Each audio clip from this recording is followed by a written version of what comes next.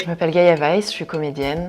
Je suis née à Paris, j'ai grandi entre Londres et Paris et je passais énormément de temps en Pologne parce que ma famille est polonaise. J'ai commencé ma carrière à Londres, donc j'ai eu l'opportunité de jouer dans pas mal de productions à l'international, dont la série Viking qui m'a fait connaître. Et j'ai eu besoin de revenir à Paris, d'être connue en tant qu'actrice française, parce que je suis française quand même à la base, et de pouvoir tourner dans des productions dans ma langue maternelle. Là, on est à Paris, dans le 6e, dans un ancien atelier d'artistes. C'est pour ça qu'on a des grandes fenêtres. Il y a une petite mezzanine où j'ai ma chambre.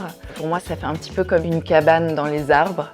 J'ai tellement bougé et j'ai tellement acheté des meubles, donné des meubles, vraiment tous les ans quasiment, que j'ai pris le parti de trouver mes meubles et mes objets dans la rue.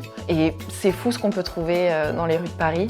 Par exemple, là, ces palettes, j'ai mis des roues comme ça si je veux plus d'espace dans le salon. Je bouge la table, je la mets de côté. J'ai trouvé ce banc aussi dans la rue, cette table aussi. Ça, c'est mon voisin qui déménageait, qui me l'a offerte. Ces boîtes, là, il y en a 2 qui me servent un peu de table de chevet et de table de salon. Ce sont des anciennes boîtes à vin que j'ai trouvées à Londres, aussi dans la rue. Pour ça, le style est hyper éclectique. Ça vaut le coup finalement, par exemple, ce petit meuble blanc, la peinture s'écaillait et tout, j'ai juste mis un coup de blanc et maintenant c'est un meuble absolument parfait pour le salon. Ici, je me suis fait un petit cocon pour pouvoir lire. Mes bouquins m'ont accompagnée partout, en Irlande, en Écosse, en Angleterre. Je me suis séparée de mes meubles, par contre, j'ai toujours gardé mes bouquins. Et je commence à avoir une collection qui s'agrandit de jour en jour et de confinement en confinement. Et j'ai trouvé ce jeu d'échecs aussi dans la rue pour changer. Il est un peu cassé, mais bon, je vais le rafistoler. Et du coup, ça me donne envie d'y jouer. Et surtout que là, je viens de voir une série Netflix qui s'appelle The Queen's Gambit, sur une fille qui joue aux échecs, et ça m'a donné envie de m'y remettre. Quand j'étais petite, mes parents faisaient beaucoup de fêtes chez eux et pour moi c'était l'opportunité de faire des shows, des petits spectacles devant leurs invités. Je faisais beaucoup de danse classique, j'ai commencé la danse classique à 4 ans. J'ai pris des cours d'art dramatique par la suite, mais à 14 ans, c'est vraiment le moment où tu décides de te professionnaliser ou non en tant que danseuse. Et il y avait quelque chose qui me manquait dans la danse, mais je voulais quand même rester sur scène et avoir ce moyen d'expression. Et c'est là que je me suis mis à fond dans l'art dramatique. Le fait d'être dans un personnage me donne la liberté de pouvoir m'exprimer, d'être hyper à l'aise, que ce soit devant la caméra, sur scène, etc.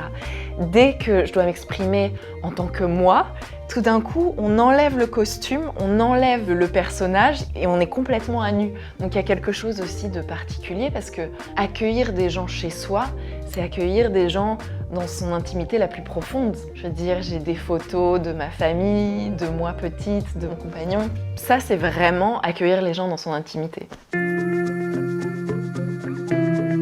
Étant donné que je suis pas souvent chez moi, je suis toujours amenée à voyager pour des tournages, j'ai besoin de me sentir à la maison à travers des objets, à travers des choses que j'ai pu garder finalement au fur et à mesure des déménagements et au fur et à mesure de ma vie. Il n'y a pas de règle, il n'y a pas genre un style des années 60 ou genre un style particulier, c'est vraiment des objets coup de cœur ou alors des cadeaux.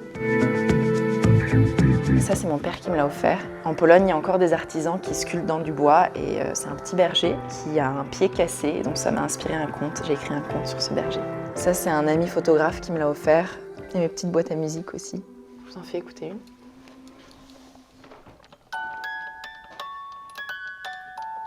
J'avais une collection de boîtes à musique quand j'étais petite. Il m'en reste quelques-unes encore.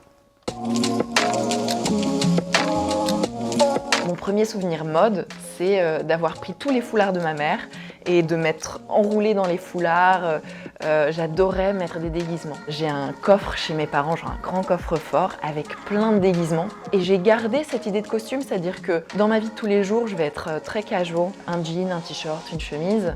Mais pour tel ou tel événement, je vais aimer mettre une robe un peu preppy, jouer sur un style un petit peu anglais. Si je veux être un peu plus élégante ou si je vais à un rendez-vous professionnel, ce sera très souvent jean t-shirt ou jean chemise et je vais mettre une jolie veste. J'ai une collection de vestes assez impressionnante. Et tout est prétexte à se mettre en costume. Finalement, on offre une image différente de soi à chaque fois, quoi.